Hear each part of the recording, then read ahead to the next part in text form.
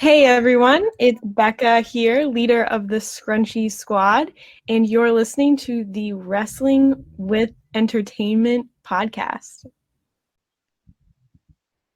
What's going on, everybody? This is SoCal's resident redneck, the backwoods brawler Hunter Freeman, and you are listening to Wrestling with Entertainment. Hey, this is the girl on fire, Jessie Nolan, and you're listening to Wrestling with Entertainment. What's going on, everybody? This is the super fly guy, Trayvon Jordan. And this is the fly side flyer, Jalen Brandon. And we collectively known as Waves and Curls, and you are listening to Wrestling with Entertainment. Hi, this is Billie Starkz, and you're listening to Wrestling with Entertainment. Hello and welcome to the show. It's Wrestling with Entertainment, bringing you the latest exclusive breaking news, previewing and reviewing the latest shows from WWE, AEW, and New Japan, and interviewing your favorite wrestlers every Saturday and Wednesday on YouTube and Castbox. I am your host, James J., alongside Kaliko Yachts. In Hail Frozen, San Diego, I bid you. Yes, you are dead right. Hail Frozen, San Diego. I bid you hello. Scooter Dust. Hello from the East Coast. And it's a great day for wrestling, because we are wrestling with Pizza Cat Jr., Biting Billy, the Blue Gremlin, the Mellow of the Big Starkz brand, Space Jesus herself, Billie Starkz. Hello, guys. Hello, it's Space Yeezus, James. Yeezus. Space Yeezus, like Yeezy shoes. But we'll get into that later. And how are you today, Billy? I'm doing really well. How are you guys? We are good. Yes, we are good. And what does Billie Starkz have coming up next for her? I actually have a pretty good weekend coming up. I'm going to be on my first flight to Texas this weekend, which I'm really excited about. And that's going to be an experience. Ooh, and I think I was gonna. James, do you want Yeah, to take the guest list? I could take it from here.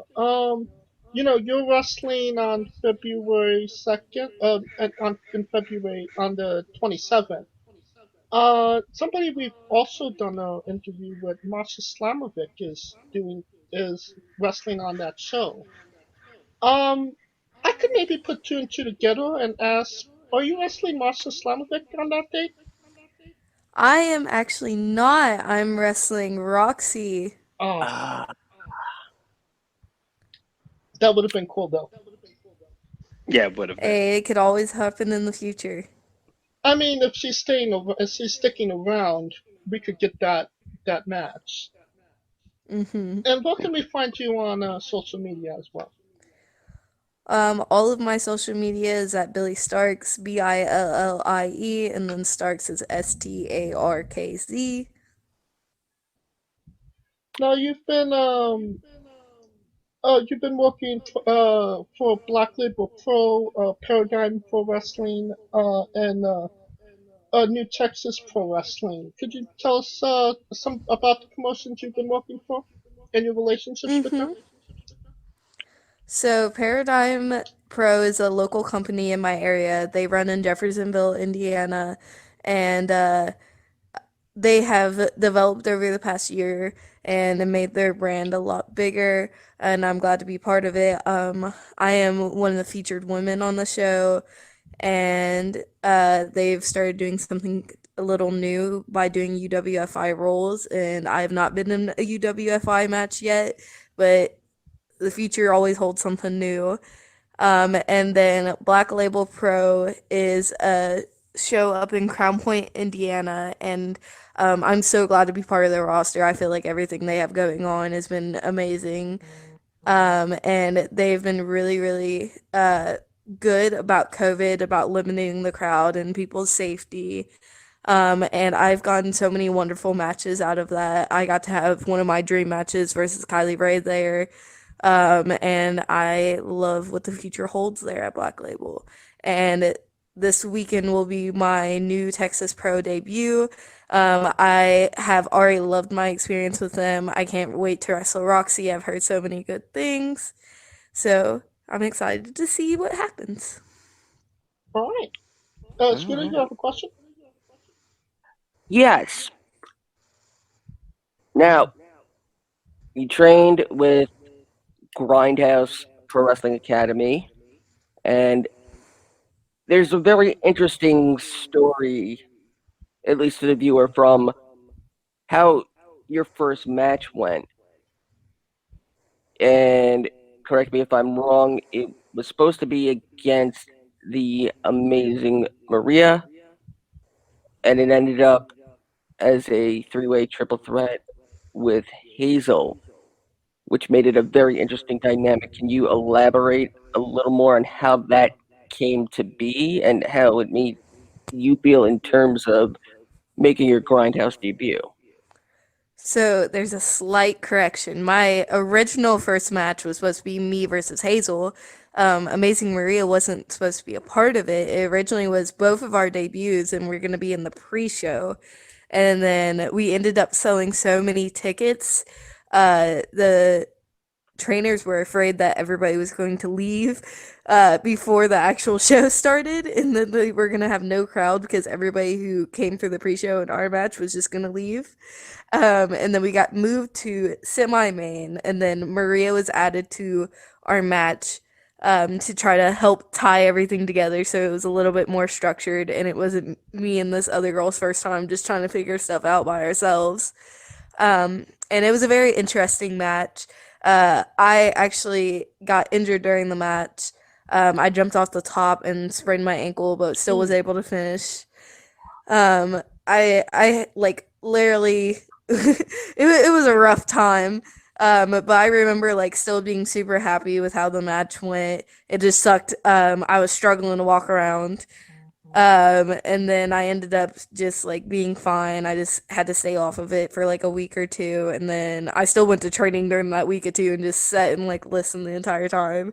And I would get yelled at because I would try to sneak into the ring.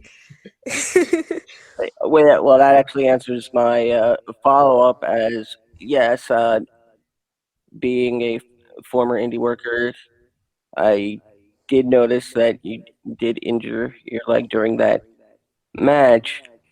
Now, I've seen a lot of rookies get discouraged after something like that, and I apologize if rookie is the wrong word for that particular situation, but would you say injuring, well, not necessarily injuring, but somewhat injuring yourself during that match, as you already said, strengthened your resolve and your striving to improve with every match?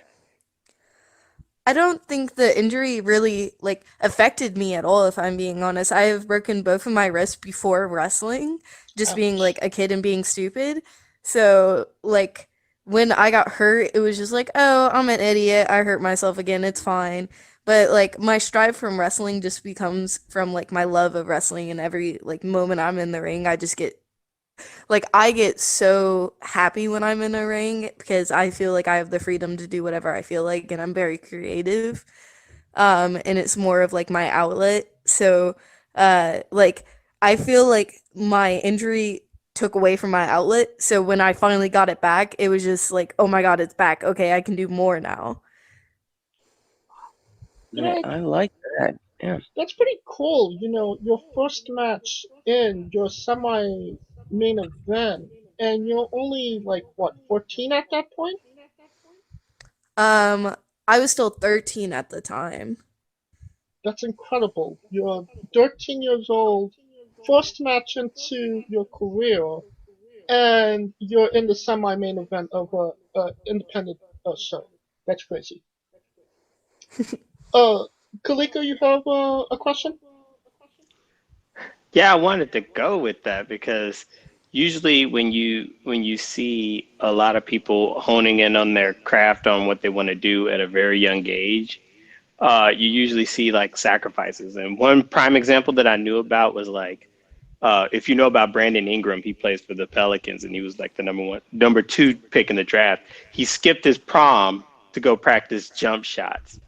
So what I want to know is there any social activity that you had to go, man, I want to go, or I don't have to go? Like, hey, man, forget prom. I don't like nobody in high school anyway. I'm going to go just practice on this mat. There's been like so many things that I've like skipped out on wrestling for. Like I did not go to my homecoming my freshman year. Like I didn't go to any of the football games. Like my friends wanted me to go so bad because there was always like a party afterwards, and I was like, no, I'll be fine. I have like training, and I also have a show this weekend. I'll see you guys like during the week sometime. Like actually with COVID, the funny thing is like when I first started wrestling, I lost a lot of friends because I wasn't hanging out with them anymore because I was so busy with wrestling. Right. But like I had a few friends that stayed, and like it's hard for me to make time for them, but I do. With COVID and me like being able to be at home and more and like not having as many shows, I get like once in a blue moon they'll invite me over and we'll do something. Like last week I didn't have a show on Friday, so I was able to go visit them right after school, and we did a breakout room, and it was so much fun. Just to spend that time with my friends. I feel like just I feel like COVID has eased up my schedule a lot, and it had like giving me more time to give to my friends for them just being so loyal for me. And I feel like more people need that in wrestling, to just have people they know that always going to be there. And keep them grounded. Well, I want to commend you for even having that type of focus and maturity to even, throw yourself into the business like that. I think that's very rare, but it also paid off because you were one of the rising stars in the official PWI. Congratulations. But I'm trying to figure out, how did no one tell you this? Like, how It literally just popped up on Twitter, and I was like, wait a minute, is this real or somebody just photoshopped this? it just elaborate on like how gratifying that is to see like those sacrifices that you just went through. It's paying off when you have some platform as big as PWI like notice you and your hard work.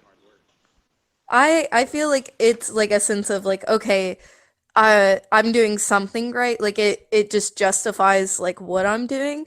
But like I've been taught to be really, really humble, even though sometimes I'm a narcissist because like I love myself.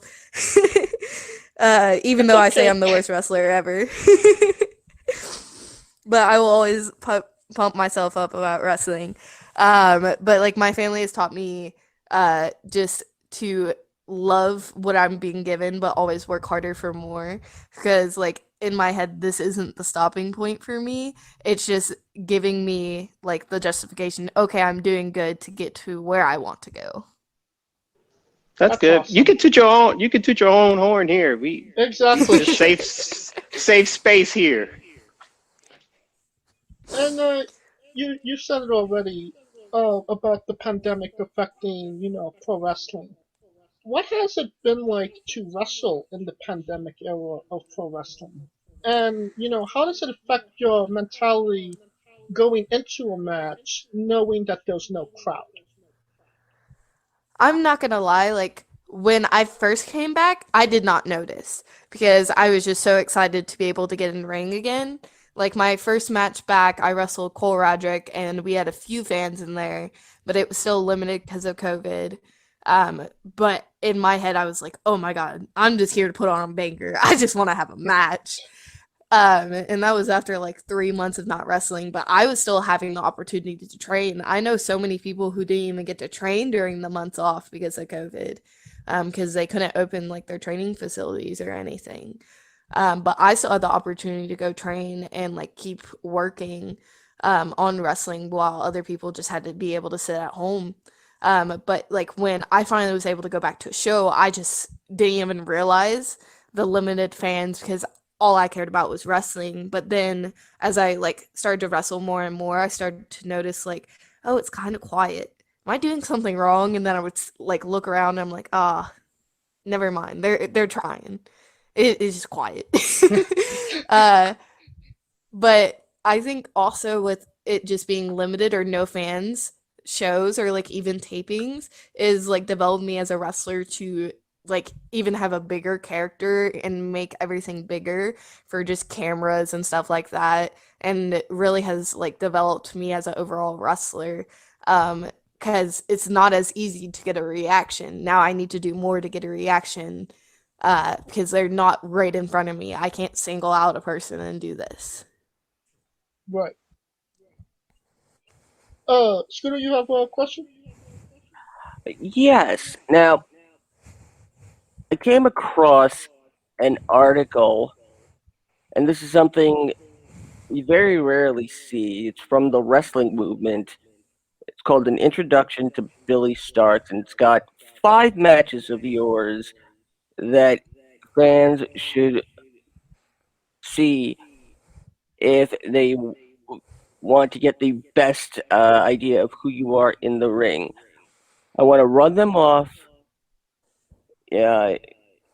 one after the other, and I want to know if you would agree or if there'd be any you might change. So Or anything you want to add? that too. First is from Black Label Pro Slamilton 2. Your match against Kylie Ray. Then for New Wave Pro, September 27th, your match against Solo Darling. Then again for Black Label Pro on August 24th for the Black Label Pro Championship against Jake Something. Again for Black Label Pro, August 23rd, your match against Elena Black. And what's being called the best match of yours on this list from Black Label Pro, October 11th, your match against Killer Kelly. See, I think my best match at Black Label Pro is still this Kylie Ray match, even though it was so long ago. I just felt like the story we were able to tell and the reaction we got out of people was so, like, it meant so much more than the Killer Kelly match. Even though the match with Killer Kelly was still like, it was still a good match, but I feel like Kylie in mine was like above that. And that's no like disrespect on that match, that's just my personal like opinion. All right. Is there any match you would not necessarily rearrange in terms of order, but is there any match you would change or even add? I actually have a match. I don't think it's been released yet. That I would love to add to this list because it was recent and I just thought it was such a fun match. I got to wrestle Sandra Moon at Paradigm, so when that comes out, I hope everybody watches it because that was one of my favorite matches that I got to have of 2020. Or did that happen in 2021? I can't remember my dates. I might have lied. It might have happened this year. You wrestled Deonna Purrazzo back in October. What was that like? Well, how could you maybe tell us about that day and what you learned from wrestling? You know, somebody so high on the wrestling totem pole right now. I had a great time with Deanna. Like before the show, we got to like talk about some of our animals, and she's still in school, and so am I. So she was finishing up some of her school work, and I was able to knock mine out before the show. So you were beating her already. Just real life stuff. But I had a really fun time wrestling her, because she was very, very like open to whatever ideas I had. And I feel like certain people in wrestling, it's really hard to find that, because they're so worried about what they want to do in the match and not their opponent. And it was just nice to see that. But and after the match, you were like, "Yeah, you won, but I knocked out my homework first." So haha. Kalika, you have a question? Space Yeezus. This is one thing I wanted to ask about because where was the inspiration from that? Because usually when most people think of Yeezus, I'm thinking Kanye. So, what are some of your musical influences? Are you into Kanye? What's your go-to music when you're getting pumped up for a match? So I get told that my music taste is all over the place, but it's mostly sad music. Um, and the Space Jesus thing came from like I call myself Space Jesus, and there's a little story behind that, but we're not gonna get into it. And Oh, we then can go that's Oh, through brought it come up. now. on. That now, No, now. no, no, no. You can't tease us like that. Jesus, It's so stupid. But It's a safe space here. We we're, are not judged. we're the kings of so Jesus. the story behind Space Jesus is this guy showed up to a freaking, oh my god, why am I blanking? He showed up to a seminar, and the guy is going around and like, okay, what's your gimmick? Explain it to me. The guy stands up and says, oh, I'm a street fighter, and the guy goes, okay, tell us a little bit more. And he goes, I'm just a street fighter, but I feel like this will explain the rest. And he takes off his shirt, and there's just a tattoo of alien Jesus walking across water. Oh my god. And it gets better. So this guy gets named Space Jesus because of the tattoo. The guy just skips on. It was Jimmy Jacobs. Just like skips him. He's like, okay, whatever, and keeps going throughout the seminar. And at the end, they're like gathering up on the money, and the guy goes, "Oh, I have to pay for this." Um, and then he tries to say, "Oh no, I'm on the show," and the promoter's like, "No, you're not. Hold up, wait a minute." He gets kicked out. And then everybody's just joking about this guy.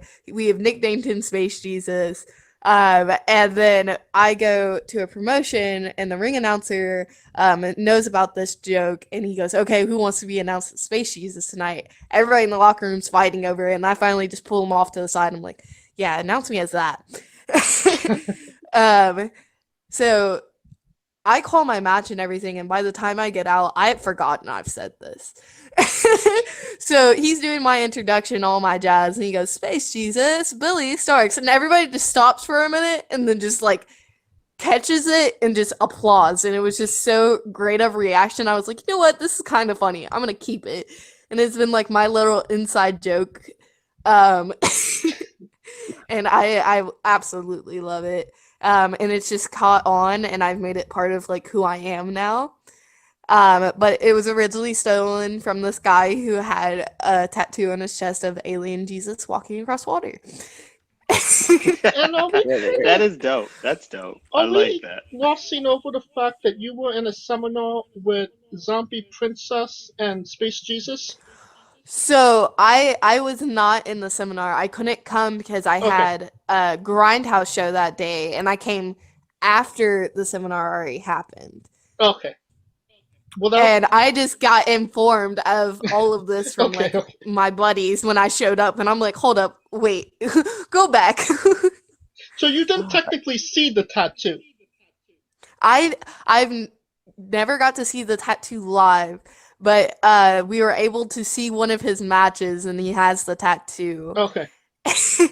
And I didn't even know these matches existed. It happened because he went to another seminar, and my friend was at the seminar, and they like posted their matches. And she was like, "You need to watch this." And I was like, "What?" And she goes, "We found them." I was like, "Oh no." See, now I need that. Now I need that picture as an avatar. Yeah. I need the picture of an alien walking on water as my avatar. I mean, these guys have to settle for me just looking like regular old Jesus. Hashtag ponytail. Hashtag- Holy Grail Yeah. ponytail. Yeah, that's my trademark. Hashtag Holy Grail with the ponytail. But No, you wrestled a lot of high-profile names. We've talked a little bit about it. Deonna Purrazzo, Kylie Ray, Jordan Grace, Sachi Blackheart. Like I could list off all the names.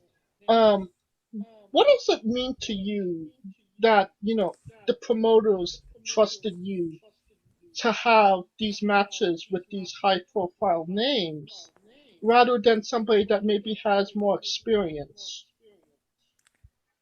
I just feel like I've proven myself time and time again, so they have given me the trust of having these matches, and I feel like just been given an opportunity to show what I have as a wrestler, and then a up and coming wrestler. Just to, I feel like I'm giving these opportunities more so these people can see me grow and they can say like, oh, they helped me with my growth. They're part of the reason that I have become the wrestler I am today. Scooter, you have a question? Now, out of those names that stand out, Shotzi Blackheart.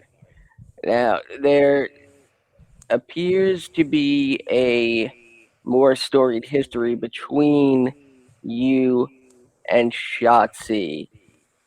Can you elaborate more on your relationship with Shotzi, and has it meant a little bit more in terms of your relationship to other wrestlers, or the same?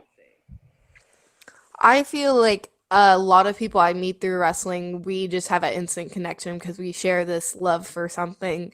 And that's kind of like what it was with me and Shotzi. I met her when I was training up in Indy, and we would like do Sunday classes, um, and we would just have a good time. And like, that's when I really got close to Shotzi. But like before that, I watched her at an IWA show, and we always joke that like when she was wrestling there, it was very like it was like a year or two before she started training up in Indy, where she started to really hone wrestling. We always said that she was real bad, but we joked about it. And then you see how badly she wanted this, and it's just so inspirational to see how much she grew into the great wrestler that she is. And like when Shotzi was around at the training, she still has come up since she's been signed. But like she just has such a positive energy and always down to have some fun. But I always remember her like practicing the springboard and being scared all the time, and I'm like, I could never. But she would end up doing it and getting all the way up, and then she'd trip one foot, or like when she would go, she'd like tease it, and just jump down. I'm like, you're such a why? But she would always like end up hitting it like 3 times in a row, and then being like, okay, I can't do it anymore. I'm gonna fail. Now, you are also Pizza Cat Jr. For people that don't know, Sachi Blackheart was Pizza Cat Classic. Can you tell us about being Pizza Cat Jr. and what it meant to you to get that title passed down to you by somebody you look up to? It was honestly so nice, and I've been so when I was given the Pizza Cat Junior gimmick, it was very like, oh, this is super nice because I think she just wanted me to have an opportunity to wrestle uh Bizarro, which I was so excited to finally have that opportunity. And then I also felt like it was very trusting of her to give me like this gimmick that's basically like her child. Um but I thought it was just such a great opportunity, and I only got to do it at Bizarro and Girl Fight so far. I hope to do it at other places, but Space Jesus Billie Starkz gets all the bookings. Pizza Cat Jr. gets no bookings. Ooh. You need to get some bookings for Pizza Cat Jr. This is a gimmick I want to see a lot more of. Kaliko, you have a question? One thing that I noticed is that a fan actually has a pair of your wrestling boots that they actually set up for display. And I think that's pretty cool that like you get that people are that connected to you to actually, grab your memorabilia. Do you feel like that's an honor to have that special connection with people to where they see in you what we all see in you, which is a future star? I'm not gonna lie, it's a little strange for me, but like I have an understanding of it. Just like when I was growing up as a wrestling fan, like I have Bailey headbands and stuff like that that she like has thrown to me and stuff at like the Arnold Classic when she gave me one. That's really cool. Um, so like I understand just wanting that memorabilia. The funny part is I wasn't originally going to sell those shoes. I was going to continue like training in them when I bought my new shoes, but he like hit me up and was like, "Do you have any merch from or not merch, any like thing that you wore at the collective?" And I was like, "Oh yeah, my boots." And like originally they were just gonna end up going to training until I couldn't wear them anymore, and then he bought them off of me, and I thought it was really cool. Um, like what he did with it, with like making the plaque and putting the boots up. I think like it means a lot to just show off that memorabilia, and like at one point if I do become this huge star, it's gonna mean so much more. See, I think that's cool because we all got something like you talk about your headbands. I have an actual piece of the table from a ladder match that Seth Rollins and Baron Corbin had for the IC title when they were here. So that's why I was like, yeah, that's pretty cool. Like to see people, have that thing, and I can see how you can say it's weird, but I would say, hey, that's cool that somebody actually even wants to have it, or at least that's what I would think.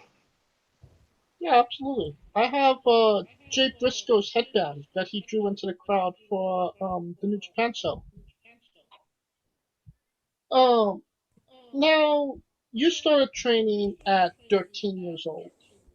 So, what made you all in on pro wrestling at such a young age? Like, is there was a wrestler or match that like really made you say, okay, this is what I want to do? Wrestling kind of just like fell into my lap when my stepfather came into my life. His name is Mouse. He takes photos. He's a photographer on the Indies and goes as Mouse Wrestling Adventures. But he introduced me to wrestling and I just fell in love with it. We originally just watched WWE and then I became a big fan of NXT when Bailey and Finn Balor were there. And then I went to an independent show and just realized how close I truly was to wrestling. Um, and then I just made up my mind one day and was like, oh, I want to be a professional wrestler. And it stuck. And I was not letting go of it. And then I finally was given the opportunity to get in the ring from Grindhouse. And I've never stopped.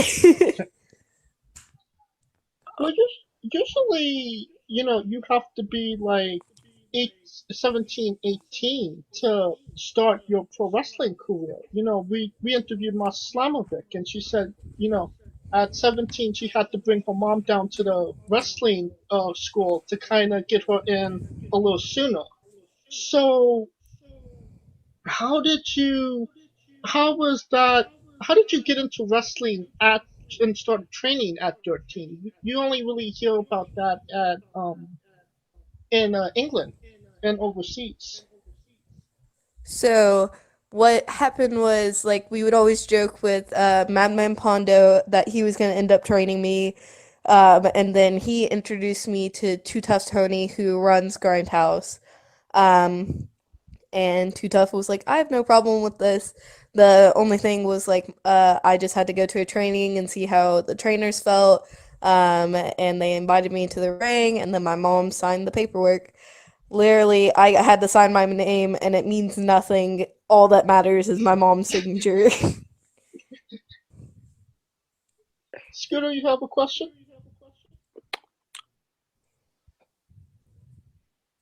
Yes. How did your finisher, the Stark Slam, come to be? Ooh, I do not know which one you're talking about. Are you talking about the driver? Yes, how would we call it? Is it A like how if you pick them up like an Alabama Slam, but instead I go to my knees? yes. So that's called the boat driver. Um, it was kind of like so I'm very creative when it comes to moves. Like I just try out stuff sometimes. And I just wanted something new, and it kind of just came about when I was goofing around wrestling in a ring. And I like Adam Cole does like where he hooks the legs and sits out to your knees, and I was like, oh, I just don't want to hook the legs. That's extra steps not needed. Let me just drop them on their head. So that's kind of how it came about. And then I later learned that like other people have done the move, just cooler than me because I'm just not good at the wrestles. Yeah, the one person I remember seeing do the move before her finisher was renamed the Woman's Right was Lacey Evans, and that package like pile driver. And the one thing a lot of people will forget to tell you if you're training to tuck your head. I've had so many people like not tuck their head on that, and I end up just saving their lives. I just feel like they're afraid to like tuck their head into my butt, and I'm like, it's the move, you got to do it. They like turn their like face to the side, and I'm like, Ooh. why do you do that? That just ain't the way to go. And just a quick follow up: has there been, and we won't have to name names, but have there been any bookings that, or potential bookings or promotions that have seen your age as a hindrance? There's been like a few. A lot of times people just don't know because I don't talk about it. Because I don't want people to judge my wrestling on my age because I feel like that's a problem. I want you to give me my like I want feedback because of my wrestling, not because of my age. And I feel like some people take that into factor, like, oh, you're good for your age, you have time, and that's not what I need. I need, okay, this is what you messed up. This is what you need to work on. Um, and I feel like when it came to promotions booking me, a lot of people didn't like know my age. So like some states that have licenses, I can't wrestle there because you cannot get a license till you're 18. And then other times, promoters just don't feel comfortable. I have my parents go everywhere with me, and they do it to protect me. I do it because it makes everybody else feel more comfortable. But I will always bring my family with me until I am of age. And even then, they'll probably still come because I made them grow and love wrestling. um, but even with Black Label, Mikey, the promoter, originally was like, I see you as like, I was always around. I always took photos before I started wrestling. He was like, I still see you as this like little girl that's taking pictures. And it took him a while, and he was like, I just want to know that you're going to protect yourself. You're going to be okay. I just don't want to hurt you. And I'm like, I'll be fine. I'm trained to do this. It is what it is. But he gave me an opportunity on a pre-show to wrestle Lainey, and then I think I did a Rumble before that or after that, and he was like, "Oh, she'll be fine," and then I was able to wrestle for Black Label. I just feel like many promoters are just scared because of like, oh, what happens if they get hurt? Well, it's probably better if we get hurt because we're still on our parents' insurance. Hey, till 26, man. Take advantage. Now, even after like what you've said, you have your own brand, the Big Starkz brand. Can you tell us about the Big Starkz brand and how we're already a part of Scrunchy Squad, but we want to join Big Starkz brand as well. So can you elaborate on that, please? I'm going to join all the things. So Yes. you guys are welcome to join the Big Starkz brand. You just have to tweet out at Mouse's Twitter account and be like, we're part of BSB now, and he'll say, welcome to the family. But BSB started because over this quarantine, I went through a small depression of just like missing wrestling, and I was going through a lot mentally. And in his head, he was like, I need something to make the kid happy. And he tweeted out that I'm the LeVar, he is the LeVar Ball of wrestling. Anybody mess with Mello, you're messing with me. Da da da da da, like just talking crap. I know exactly where this is going. And someone in the comments just made the logo and he goes, this is fire. And then we talked about it and we're like, oh, we're making this a thing. And we just went off with it from there. We started doing the hashtag never lost. It's just grown out of proportions at this point. This is probably the t-shirt that I've sold the most. Like, I've had to reorder so many t-shirts because people love it. That's awesome. I will never be able to outgrow the Big Starkz brand. It's always going to be part of it. And it was all because my dad was like, I just need to make the kid happy. He said, let me make this tweet about me being LeVar Ball. Oh man, that's awesome. I must admit, when I first saw that, I'm like, I know exactly where the genesis is, but I did not know about the LeVar Ball thing. That is like your dad being the LeVar Ball. I could see it now. Like, is he trying to go around and beat up Roman Reigns? I don't want him saying like he beat Ric Flair in a match or anything. So, you know, he talks reckless all the time. Yeah. He always says like, "Who'd you ever beat? He ain't beat me yet." And I'm like, "Whoa, wait a minute, sir. I got some names on my record. Hold up." He said, "When'd you win? You always lose." Oh man, no.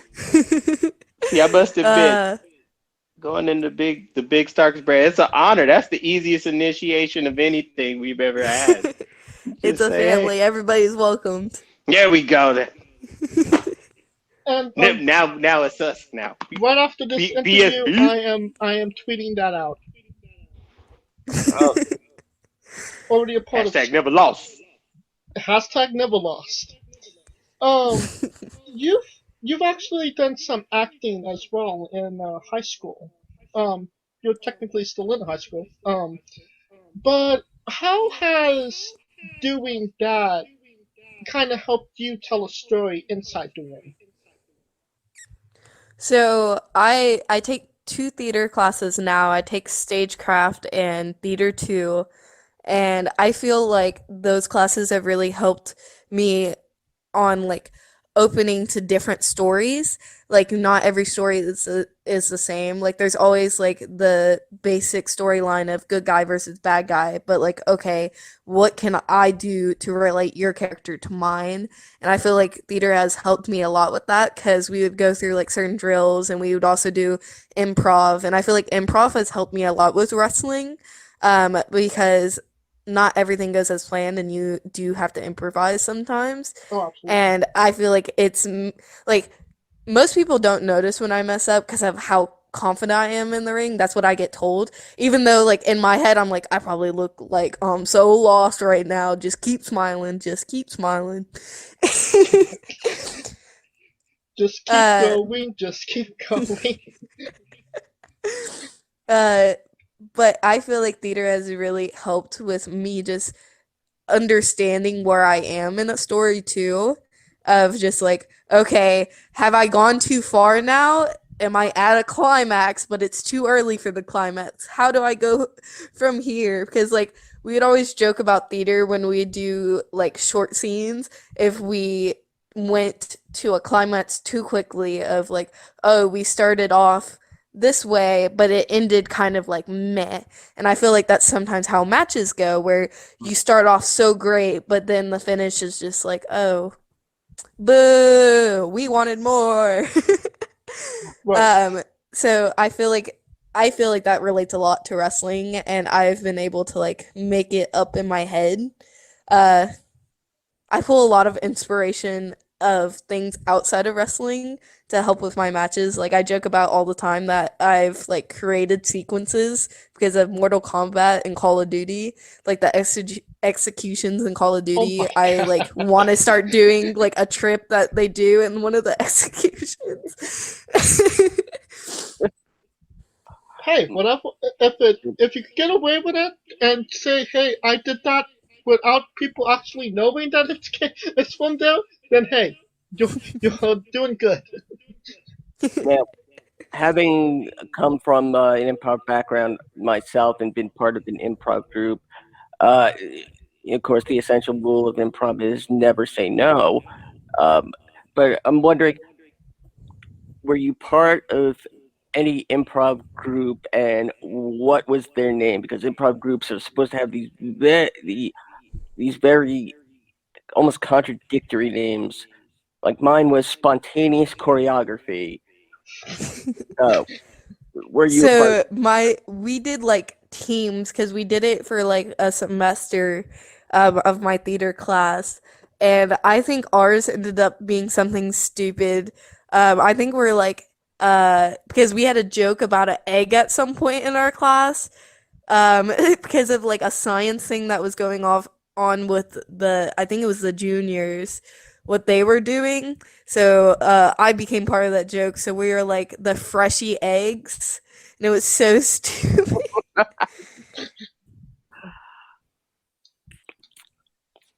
Kaliko, you have a question? Yeah, I wanted to go back to the age thing because it's funny when people think about like using your age as a hindrance, but when you think of someone who wrestles around your age, like a Izzy, like the Bailey Beg girl, and and I see you two as like trailblazers in a sense that you guys are going for it and you're just honing in on your craft at an early age. Um, when you see like Izzy, you and Izzy are in the same group. When you guys are going through that route, have y'all ever crossed paths as far as like through social media? Are you guys support each other in a sense? She's done an interview Um, before. we did an interview actually, and that was my first interaction with her. When I was going to NXT shows, we actually were at like the same shows, and I remember like seeing her. Um, but like recently I did a interview with her and we met for the first time and just talked about wrestling. But another person who is a young wrestler is Starboy Charlie, which I recently started talking to. And we just talk about like our experiences with like still in school and wrestling. And then he'll randomly send me clips of just violent wrestling. And I'm like, what are you watching right now? Hold up. But I feel like it's good to understand like I'm not the only kid doing this. It's good to see that like I'm not the only one and there's other people out in this world like are still reaching for the stars and trying to become the next big thing. Now, I noticed there And was. Oh, continue, Kaliko. oh no, yeah, I was gonna say, and that makes sense because especially when like the one thing that when I picked up on when you were saying, because when you were going to the shows as a kid and now you're starting to train, people are still looking at you as a child rather than as your peer, and I know that that could be a struggle. So keep going. Now, I've noticed that there was some pictures of you with some half face paint. The only way I could describe it is like a inverted Darby Allen type skull. Huh. Huh. Uh, was that something you were kind of experimenting with? Because it seemed like maybe a little darker than what you're doing with, Space Jesus and Pizza Cat. So I've like that was for like a Halloween show that I took pictures with and like had fun with that.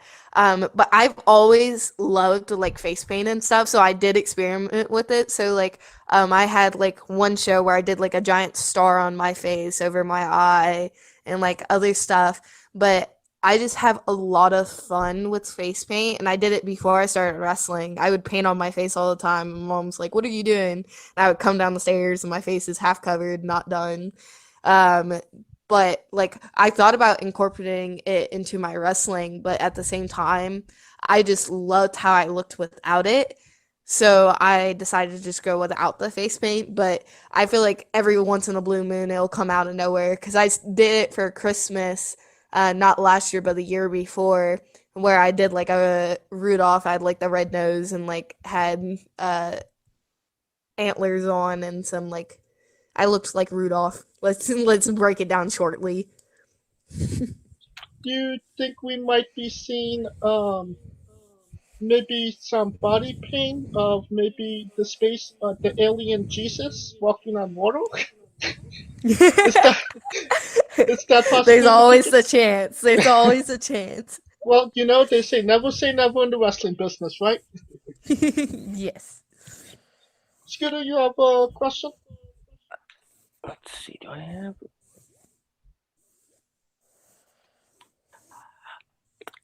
Okay. What you've had an opportunity that not a lot of indie talent has had, but some would say if they were offered the chance to do this, they'd do it in a heartbeat. And that is, you were a part of Joey Janela's Spring Break pay-per-view Clusterfuck Battle Royal. How was that? Because that's known for being over the top and wacky. I had so much fun. That was like one of my favorite things of the entire collective weekend. But just being able to wrestle at the collective was so much fun, and I wrestled 3 times, and it was just a blast to be part of that collective, and part of the cluster. So I just remember in the cluster, I was like, I wonder how long this is going to last. And I looked at the paper and how many people were coming in, and I was like, oh no. Now you know why it was called a clusterfuck. I was like, maybe it's just a scramble. Like in my head, I was like, oh, 30 people tops. No, it said list. I swear it was like 2 pages long, and everybody's names are in like 12 size font. And I'm just sitting there like, oh, okay. Next question. How does Pizza Cat Jr. take her pizza? Ooh, we are a big fan of pepperoni and meats pizza in this house. Ooh, yum yum. Hell yeah, that's what I'm talking about. Hell yeah. But that begs the question. Pineapple on pizza. What's your stance? Disgusting. Get that out of here. My mother loves Hawaiian pizza, and I'm like, you're disgusting. But I did try kiwi on pizza with Kamanaman Dan, and it was not bad. Like, it did not bother me, but it was not adding to the pizza. It was very meh. Yeah, by kiwi, we do mean the fruit and not the Australian bird, right? Yes. Okay. The fruit, not the bird.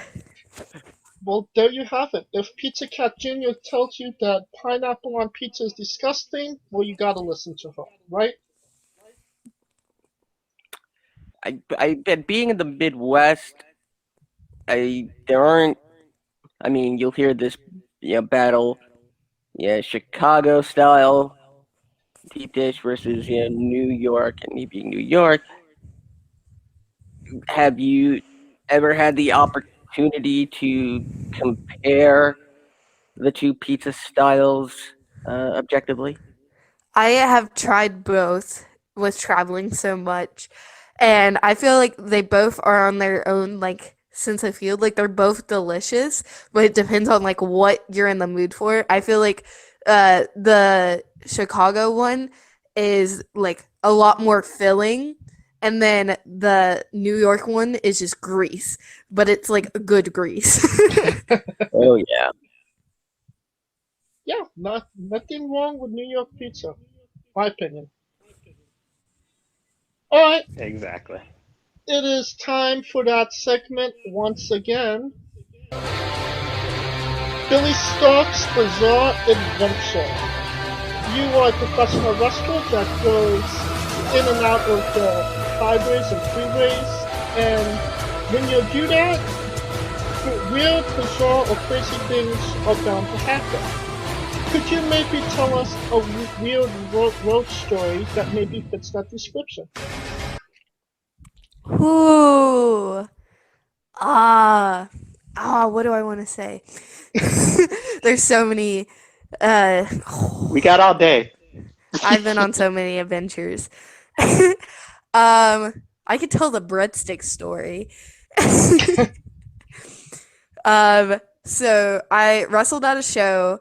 I wrestled and had so much fun. Then I got in a car ride with one of my friends and Bastard Cassie and my mom, and we're driving on the way home. And I'm wearing my pink fluffy hoodie.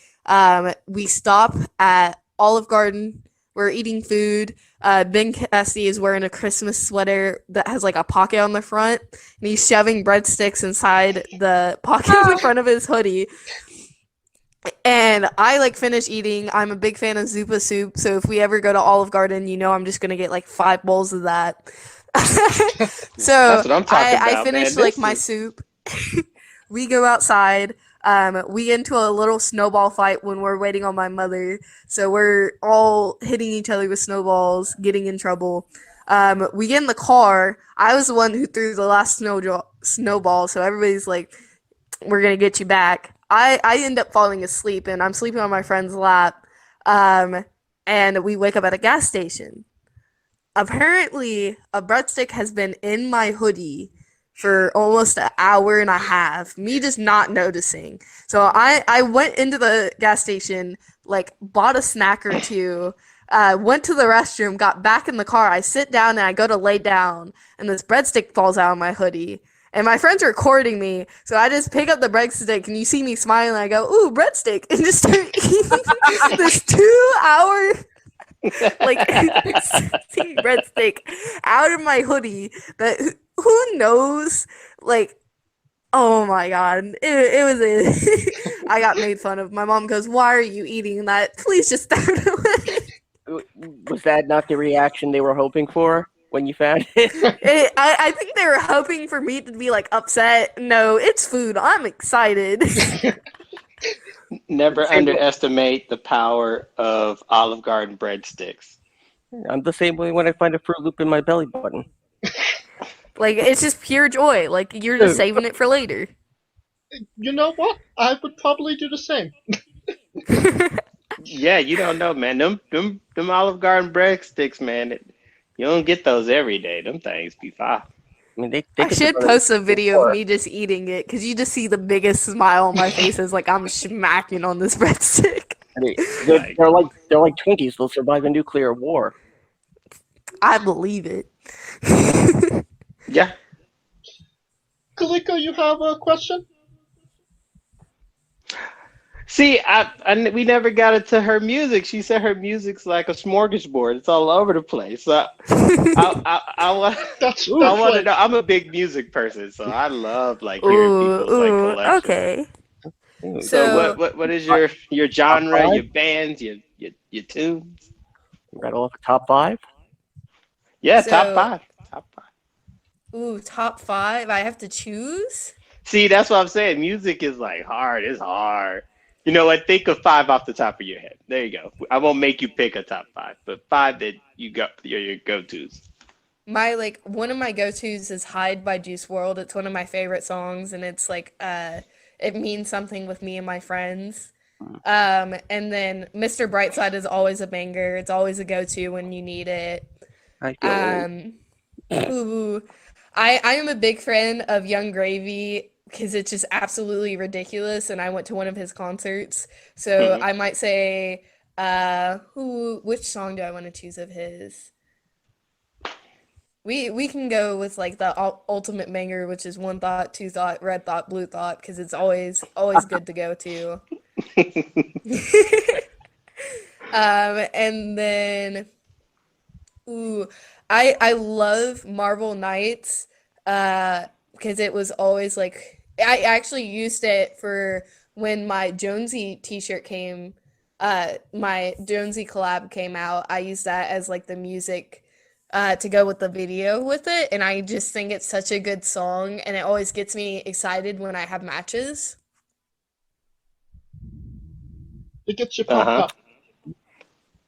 Ooh, I think my last one, I'm just gonna do Pursuit of Happiness because, like, I feel like whenever I listen to it in car rides, it's one of those things that everybody's like loves and keeps the car ride fun. See, Kid Cudi.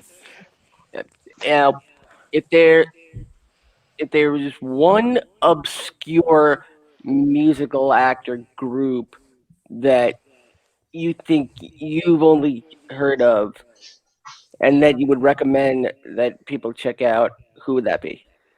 Ooh, so I get jokes about this guy that I listen to, but I just love his voice and one of his songs. I always listen to it when I'm in the shower or upset. It's Corpse Husband. He actually blew Cat, up recently. Catwomen? Catwoman, I follow Corpse. I love it. I watch. My friends make fun of me for it, and I just absolutely Oh. love his music. He's got such that deep voice. I could listen to him play Among Us all day, but I'd watch his playthroughs with Jacksepticeye, of Rust, and that whole Like group. the Among Us streams too that they've been doing Yeah. recently is fire. I love his relationship with Saikuno too. It's so cute. Yes. You know, for some reason, somewhere in the back of my mind, I was really hoping you were going to say some internet streamer. I really was. Hey, we could always say Wilbert Soup because I love I think it's New Girlfriend by him. It's so cheesy, but it was such a like it has an upbeat rhythm, but the lyrics are all sad. Almost like Bo Burnham. Yes. My mom didn't know about Bo Burnham, and me and Bastard Cassie were like just messing around with music, and I started playing it, and she was like, "What is this?" Because me and him are just singing along to it, and she's like, "This is so messed up, but this is hilarious. Keep playing this guy." That sounds like you were listening to "Sad" by Bo Burnham at the time.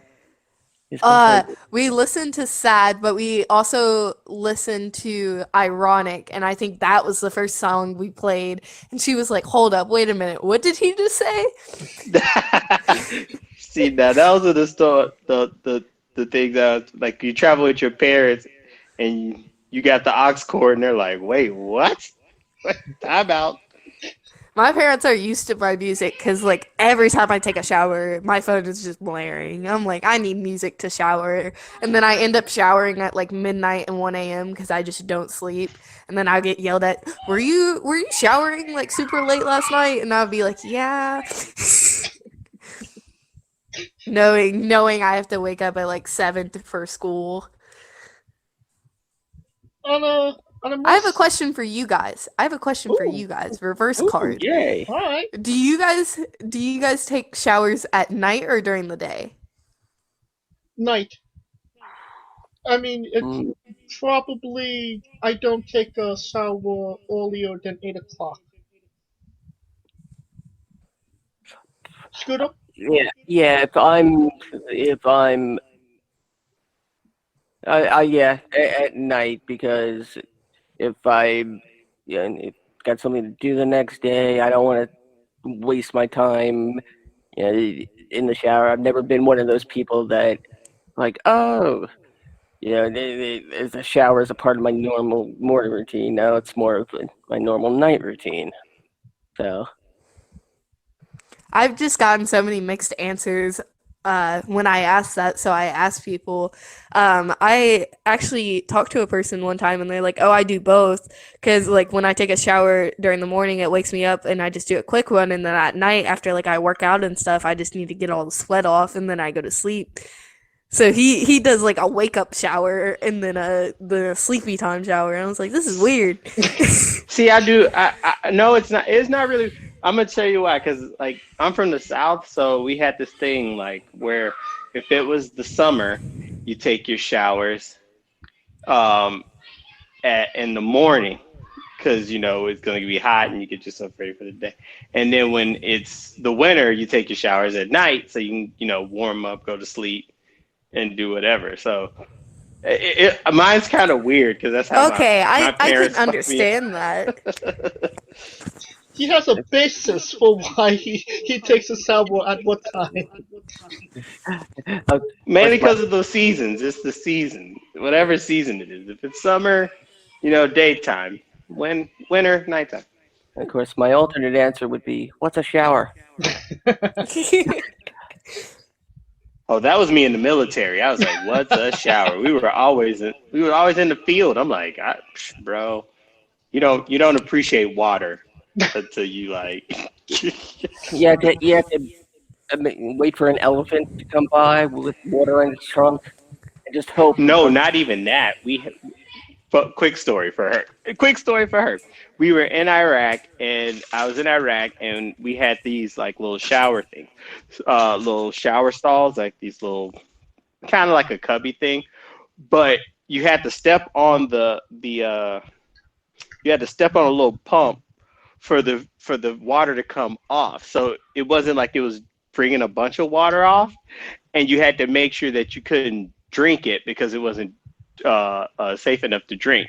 So every time you took a shower, you had to go in with a water bottle and kind of like, I used to put it on my mouth so that way I wouldn't accidentally swallow the water and actually have to take a shower. Yeah, bro, it's bananas. Yeah, that sounds miserable. I could never. I'm one of those people who take like extremely long showers. Like I'll be in the shower for like 45 minutes to like 2 hours. I get in.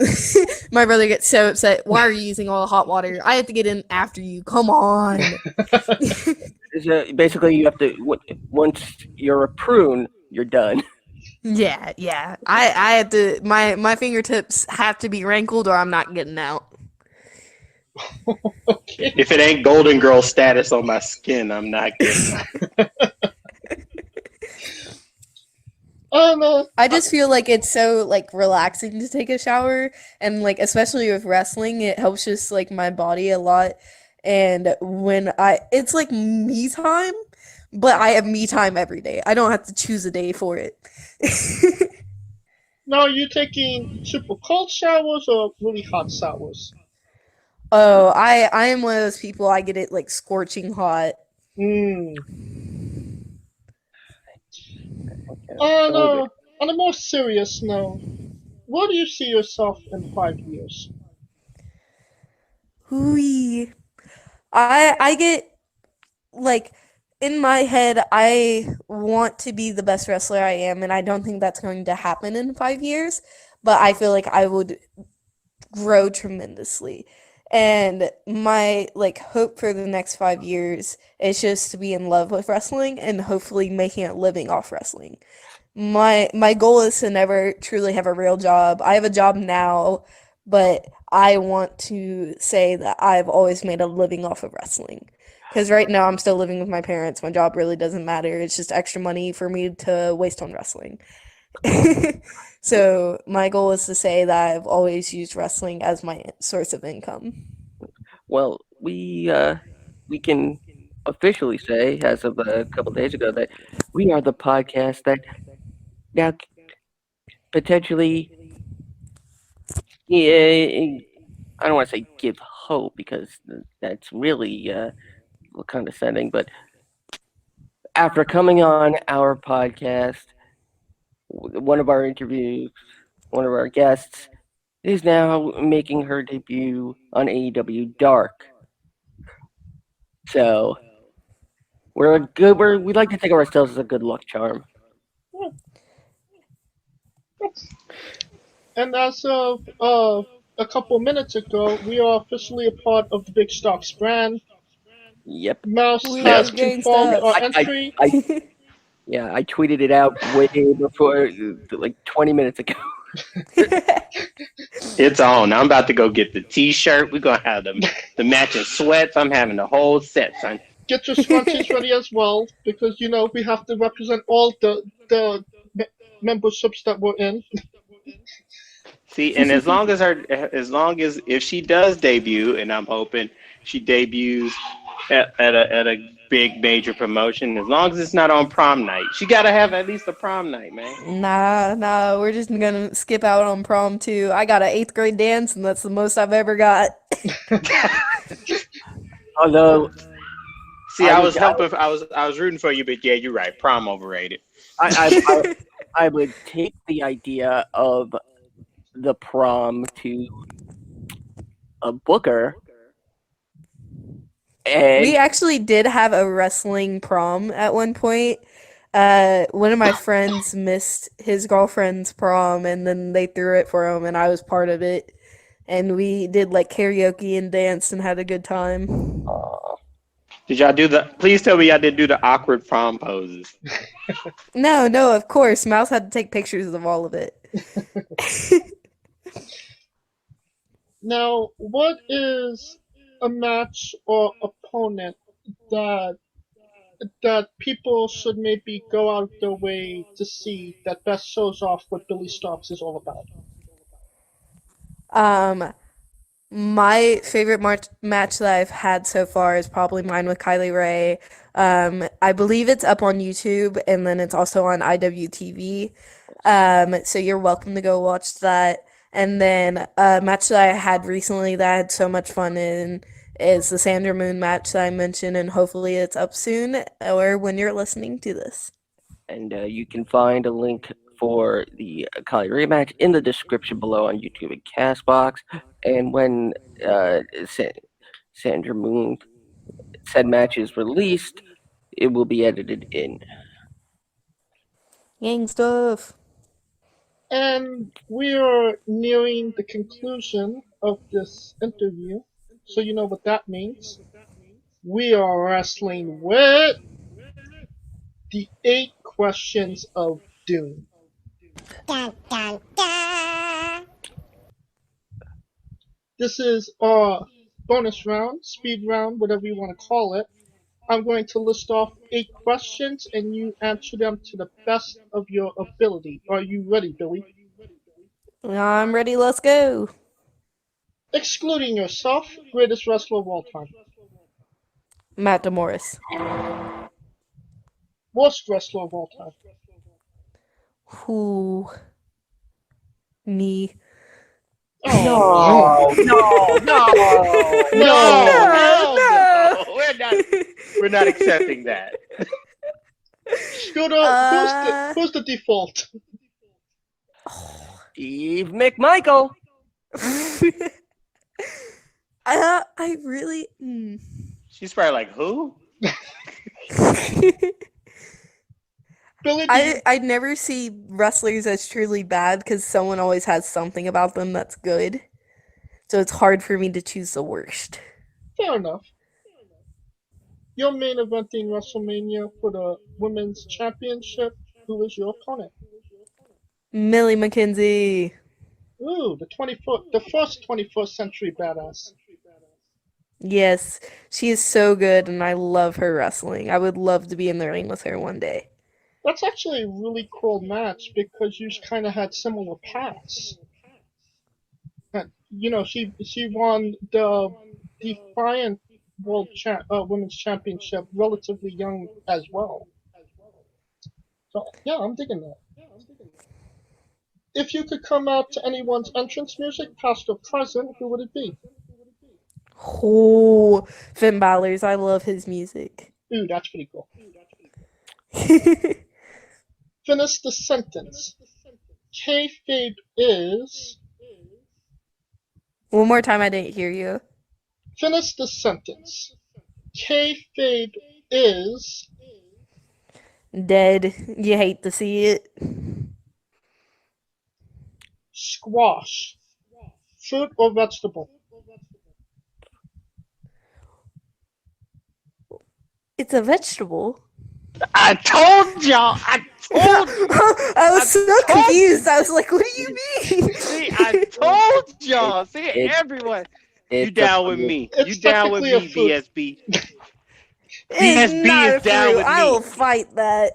It's got seeds. Therefore, it is a fruit. But Wait, but doesn't everything have We are. seeds?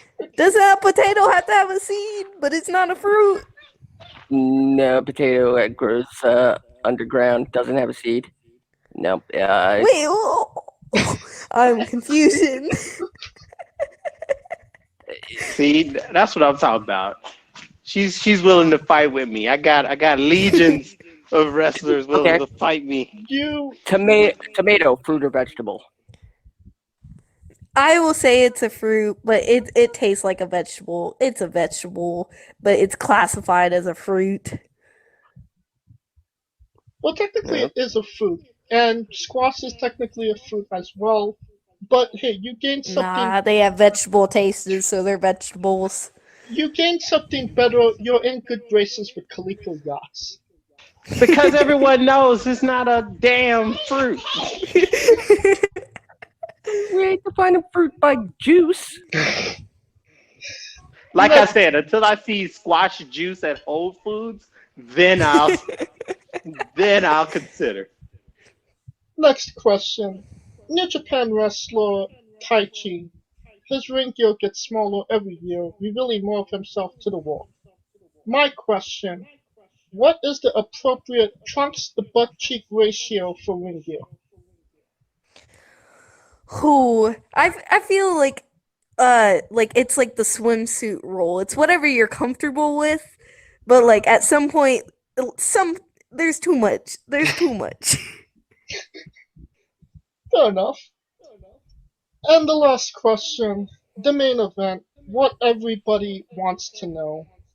Have you ever had a conversation with a stranger in a supermarket about Darby Allin? I have never had a conversation with someone about Darby Allin in the supermarket. And that is the correct answer. And that will unless you're showing pictures and they think someone owe you money. And that will conclude our interview for tonight. Thank you so much for coming on, Billy. We talked so much tonight, and I feel like we could talk so much more. So would you consider coming back on Wrestling with Entertainment? Of course. And until that time, could you once again tell us where we can find you on social media? All the social media is Billie Starkz, and if you want to go check out some merch and grab some Big Starkz merch, I have a Big Cartel linked in my Twitter bio. It's literally Big Cartel / Billie Starkz if you're wanting to check any of that stuff out. You have pro wrestling tees, correct? I do have a pro wrestling tees as well. And all of those links will be in the description for both YouTube and Castbox. Until then, next week on the show we have Little Mean Kathleen on, and the week after that we'll be having Unbreakable Sean Phoenix. So February is stacked for Wrestling with Entertainment. Until then, you can join us on our Saturday show where we'll be wrestling with whatever happens in the news and shows in pro wrestling. Always a lot to talk about. Until then, please like, subscribe, comment, and join the conversation on Twitter. You can follow Wrestling with Entertainment at its official Twitter handle at Wrestling with E. And you can find me on Twitter at JamesJ993. Where can they find Kaliko Yas? You can find me looking for squash juice at I Am Kaliko. And where can we find Scooter? You can find a nice big picture of squash juice in the chat that I just posted. And you can find me on Twitter at Scooter Dust and hold it down for the UNB Network at UNBS Wrestling. For our very special guest, Billie Starkz, Kaliko Yachts, Mitch Mayhem, Scooter Dust, I am James J, and this has been Wrestling with Entertainment.